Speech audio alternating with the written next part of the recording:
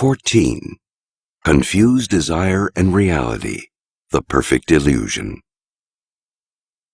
The real world can be unforgiving. Events occur over which we have little control. Other people ignore our feelings in their quests to get what they need. Time runs out before we accomplish what we had wanted.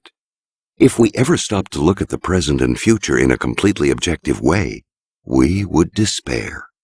Fortunately, we develop the habit of dreaming early on. In this other mental world that we inhabit, the future is full of rosy possibilities. Perhaps tomorrow we will sell that brilliant idea or meet the person who will change our lives. Our culture stimulates these fantasies with constant images and stories of marvelous occurrences and happy romances. The problem is, these images and fantasies exist only in our minds or on screen. They really aren't enough. We crave the real thing, not this endless daydreaming and titillation.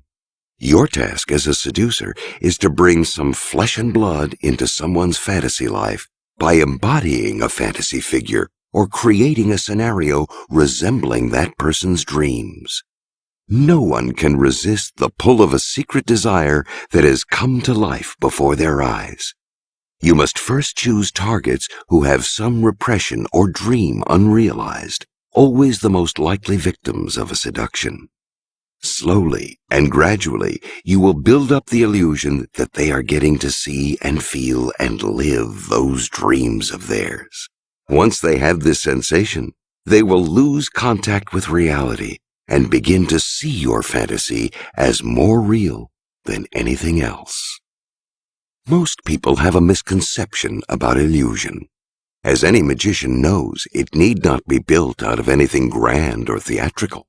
The grand and theatrical can, in fact, be destructive, calling too much attention to you and your schemes. Instead, create the appearance of normality. Once your targets feel secure, nothing is out of the ordinary. You have room to deceive them.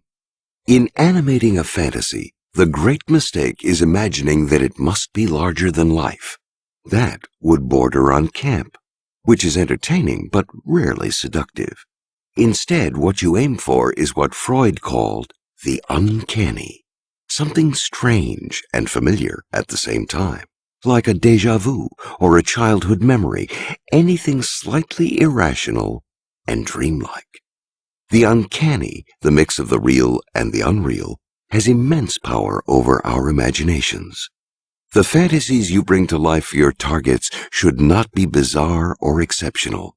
They should be rooted in reality, with a hint of the strange, the theatrical, the occult, in Talk of Destiny, for example. You vaguely remind people of something in their childhood, or a character in a film or book. The secret to creating an uncanny effect is to keep it subtle. Role-playing is immensely pleasurable. Its appeal goes back to childhood, where we first learn the thrill of trying on different parts, imitating adults or figures out of fiction.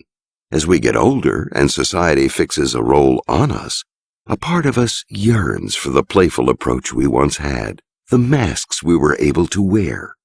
We still want to play that game, to act a different role in life.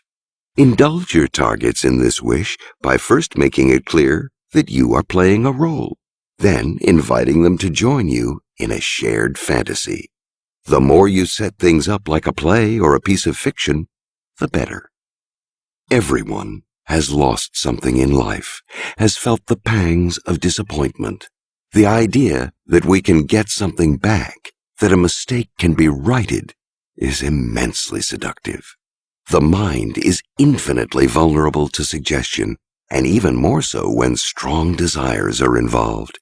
And nothing is stronger than the desire to change the past, right or wrong, satisfy a disappointment. Find these desires in your victim, and creating a believable fantasy will be simple for you. Few have the power to see through an illusion they desperately want to believe in.